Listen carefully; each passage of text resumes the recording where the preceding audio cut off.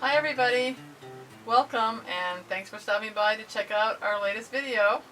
I know it's been a while since you've heard from us, but we finally have a decent internet signal, so we'll be sharing more videos with you now.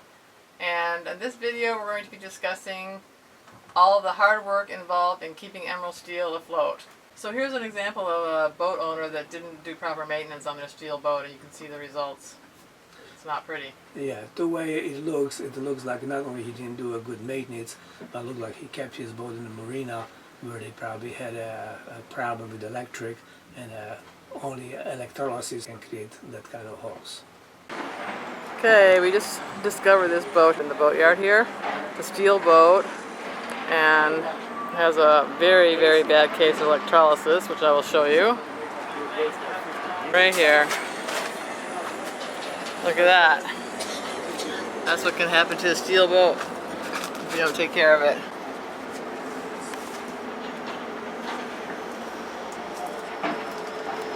Yeah, that's sad. The last time we hauled out our boat was 8 months ago in Port Angeles, and as we examined our bottom of the boat, we were talking about it was really a high time to do the sandblasting, because our boat is 30 years old, and 15 years ago we actually grind the bottom all the way down to bare steel in Eureka, California, where the ladies for our size boat was only $4 a day, so we could afford it to stay for a little over a month out on the hard. But it was exceptional hard work trying to grind it. We actually had to take several days by grinding say a 4 feet width strip of the boat, and then the same day prime it, and the next day continue, so this way the steel will not start rusting.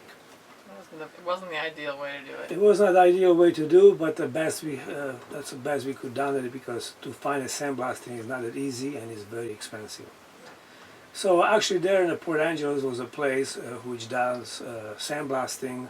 We went down there to talk to them to their estimate, and they gave me a price of $14,000 US for sandblasting and for priming and bottom paint. It was a little bit more than our budget. The truth is, the place was kind of It was nice. Nice, high class. Climate controlled and working on Coast Guard boats and so forth. So it was a little too expensive for our budget.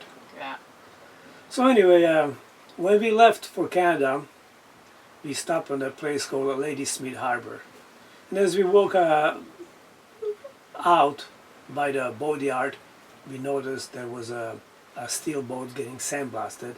So I told Susan, hey, why don't we stop by and ask how much they want? So I stopped by and I talked to the sandblaster who was owner of the company, and I said I have a 38-foot steel boat. I gave him the dimensions. I said, what is the price you would sandblast it for me? He figured out and he says, I can do it for you for $2,500. And that time it was $2,000 US. I couldn't believe what I heard, so I right away told him if he can work out something so he can sandblast my boat. First, we had 1 week to get ready for sandblasting. Now, what I mean by getting ready, we didn't have a primer, we didn't have a bottom paint, we didn't have the material to build the enclosure for a boat, and so on. Not only we found out that sandblasting was very, very inexpensive, but we very much lucked out on the paint too. And we sailed to Nanaimo, which is about 50 miles or so from Lady Smith Harbor.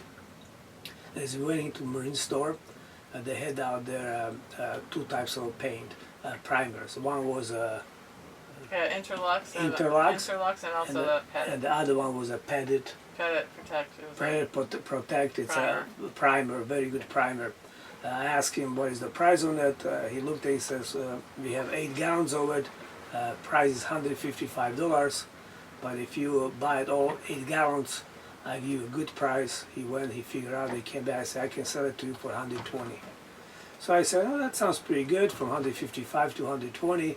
Then I said, okay, so we're going to get 4 gallons of white and 4 gallons of gray. This way when you're putting a coat of paint, you alternate so you know which part was already painted.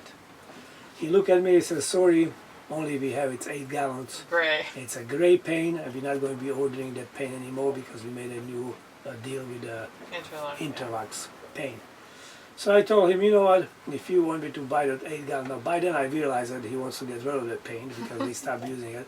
So I knew I had to kind of live at one up on him. So I said, you know, you got to give me a hell of a good deal if you want me to buy all gray because it's going to make it much harder on Right, us. because it's easier to alternate colors.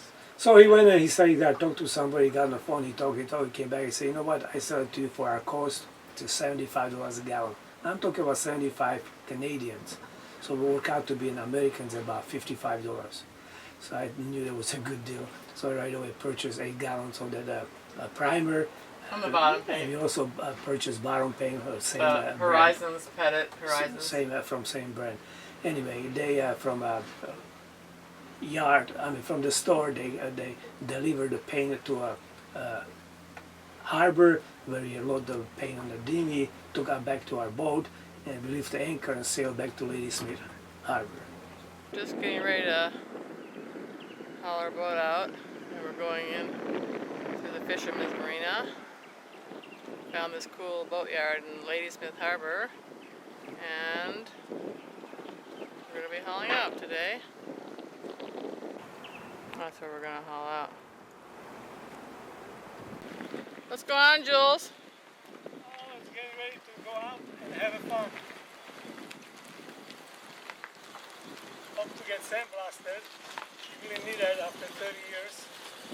It's a long time. Yeah, but we found a good deal because of the juice. Here's the trailer. And it'll be lifting us up.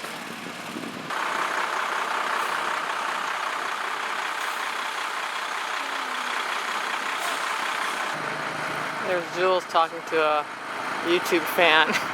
Believe it or not, everywhere we go we meet people that have watched our videos. It's kind of unbelievable.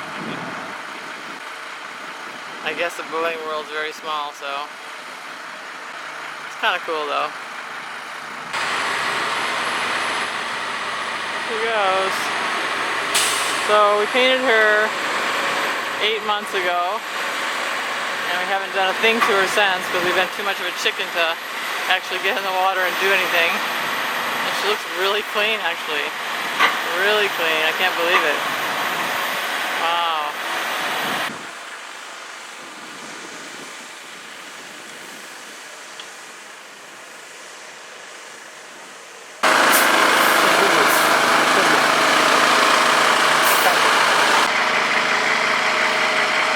This will be our new home for a while.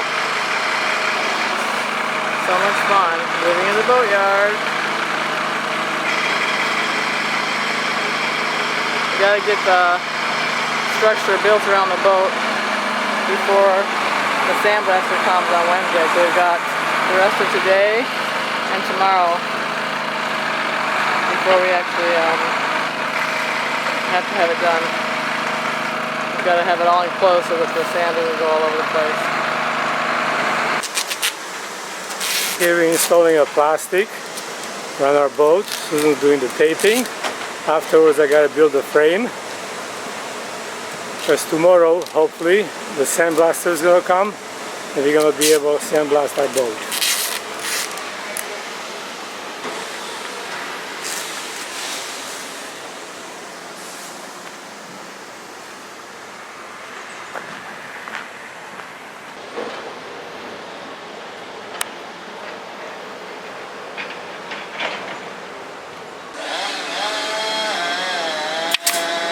Still at it, building our superstructure. The rain has stopped and things are progressing. You're wondering what that noise is, we're right next to a lumber mill here. Lucky we carry all the tools with ours, so we can do pretty much anything we need. And we've got a good carpenter here too. Carpenter tools, saws, nail gun, welder, we all set. Anything else? Nope. So we're right in the middle of our little construction of our enclosure for our sandblasting. This is what we've got done so far. We've got to do the other side still.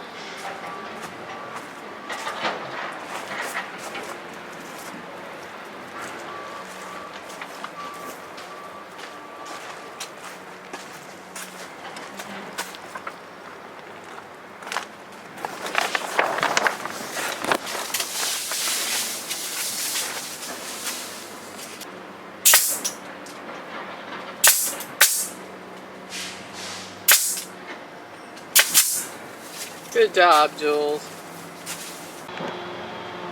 Julius and I worked on this all day yesterday. We taped off the water line and built the structure, put up the plastic, filled up all the through halls with a rag so that no sand gets blasted in there. So the sandblasters have arrived, and it's not too hot out, so it's going to be a good day.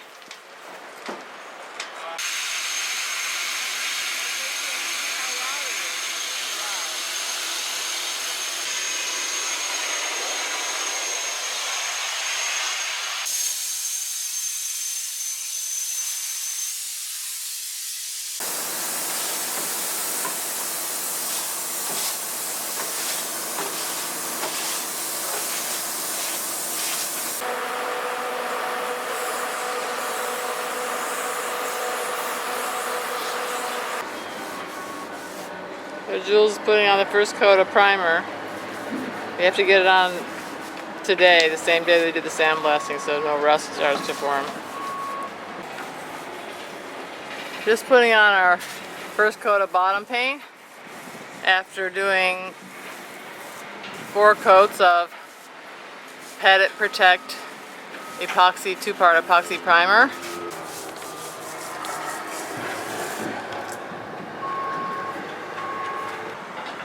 We've been here for, let's see, 9 days. Did a little patching of the rub rail and the green paint. The paint doesn't exactly match, but it's the best we could do for now. So we'll have to paint the top sides at a later date. But right now we got the bottom sandblasted. We've got all our primer put on, our bottom paint. We're happy. Right, Julius? Are we happy? Yep, very much. Very much.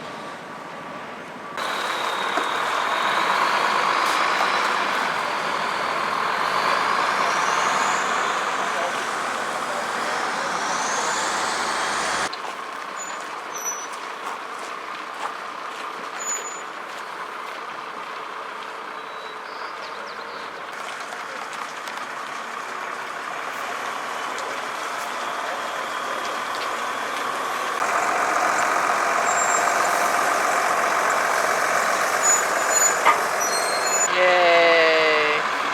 He's floating. Woo-hoo! Yeah. So $14,000 estimate turned out to be $2,900 total cost. Yes, there was a lot of work involved, which we had to do it, but then we do not mind to do the work. Plus, we know the work is done, the job is done right. Yep, so it was Emerald Steel, you could say, had a facelift. All right, so thank you, and we will see you next time. See you guys later. Thanks for stopping by.